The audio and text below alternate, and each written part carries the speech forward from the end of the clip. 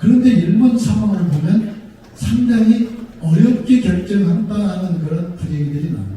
왜냐? 이게 원전 오염수라고 하는 것은 2011년도에 사고 당시에 그때 손상된 원자로 밑으로 해서 지하수가 이렇게 스며들기 때문에 이 스며드는 지하수를 받아서 정화시켜가지고 탱크에다가 옮겨서 저장을 합니다. 이게 무려 1000개 정도가 지금 탱크가 만들어져요. 쉽게 말하면 더 이상 저장하고 있을 수 있는 상황이 못 되는 거죠. 어느 반가. 그렇다면 이걸 어떻게 해야 될 거냐? 반응을 할 수밖에 없다는 것이 일본의 분위기인 것 같은데. 자, 이렇게까지 불가피하는 상황이라고 할 때 어떻게 해야 되나? 한데 지금 이게 하나의 딜레마입니다. 여기서 우리가 정말 머리를 맞대야 될 부분이에요. 자, 저기서 방위를 한다고 할 때 우리나라가 반대를 합니다. 반대할 때 어떻게 반대를 해요? 저거를 반대를 하면 방사능 물질을 우리가 그대로 인체에 흡수하기 때문에 인체에 유해하다. 이렇게 반대를 할 수밖에 없습니다. 지금 어떤 결과들이 나오느냐? 수산물 암흑개가가 2022년도에는 40%, 지금 얼마나 하느냐? 83.5%가 수산물 암흑개가.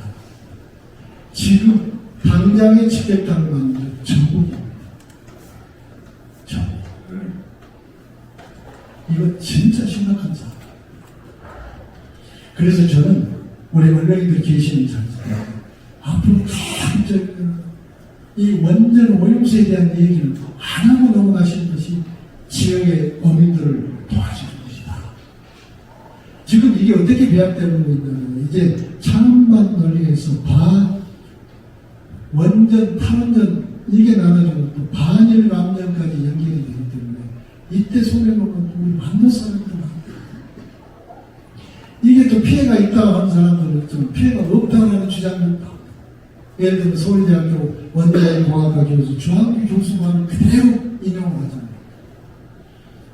원전 오염수와 관련해서 호들갑이 애꿎은 우리 어민들한테 피해를 준다. 왜 그러냐? 2012년도 결과를 보자. 2011년도에 무방비 상태로 방류를 했다. 방류가 아니라 누출이다. 그런데 그때 12년 지났는데 지금 피해가 있다는 측정치가 있느냐? 없다라고 주장합니다. 앞으로 어떻게 될 것이냐? 그 사람만 그대로 있는 거죠. 자, 일본이 탱크에 들어가기 전에 1차 정화를 합니다. 그 다음에 방류하기 전에도 정화 설치를 해서 하는데 이때 일반 방사능 물질은 걸러진다. 여기서 걸러지지 않는 것이 뭐냐? 삼중수소. 이 걸러지지 않는 삼중수소를 바다에 방류를 할 때 어떤 조치를 하려고 합니다. 이때 희석이라는 걸 합니다. 그럼 희석을 어떻게 하느냐? 우리 음영수 기준의 7분의 1 이하로 희석해서 내보낸다. 이 물량이 얼마나? 130만 톤이다. 이거를 희석해서 보내는데 걸리는 기간이 그래서 30년이다. 그 사람 주장대로 하죠. 자, 음영수 기준의 7분의 1 이하로 희석해서 내보내기 때문에 이게 1km에 또 해저 터널을 통해서 태평양에 돌아서 이렇게 온다.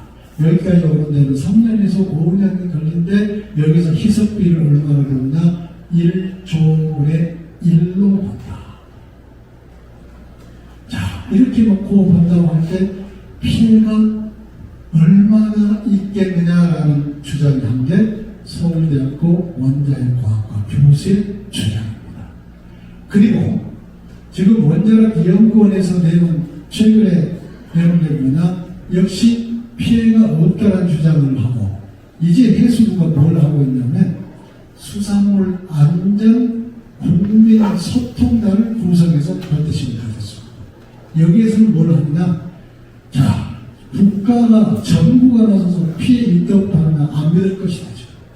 그러니 개인이 우리 민간인이 참여하는 수산물 안전 국민 소통단을 지금 발표 목적식을 가졌으니 여기서 민간인 차원에서 정보를 수집하고 측정치를 받아서 이렇게 공개를 해주고 소개를 해주면 국민들이 믿을 거 아닙니까? 이렇게 나갑니다.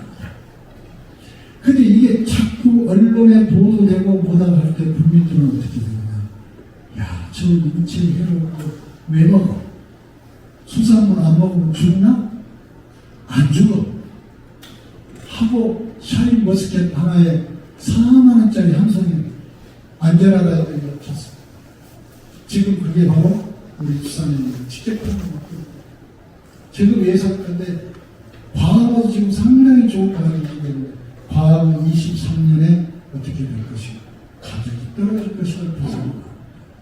이쯤에서 차원관들이 다 우리는 피해가 있다 없다라는 이런 걸 자꾸 언론에 내보여서 국민들이 불안감이 생겨나고 수산물을 기피하는 현상되지 않도록 우리는 정말 앞으로 이제 없이 하고 그러면 우리의 대비는 뭐냐? 표준과학연구원이라고 하는 것은 우리나라 측정하는 데 표준이 되는 거죠. 측정하는 데 표준이 되는 과학기술 소간의 연구기관이에요. 여기하고 우리하고 합니다. 우리가 시료를 채취해서 보내주고 거기서 측정. 우리가 거기를 선택했기 때문에 우리 완도 출신이 또 그쪽에 아주 박사라고 계시고 이렇게 좀 번영을 위해서 이렇게 열심히 또 해주고 있어. 그래서 지금 어떻게 하고 있냐? 지금도 계속해서 시료 채취해서 보내주는 거. 자, 방, 전, 후를 딱 보내서 했다.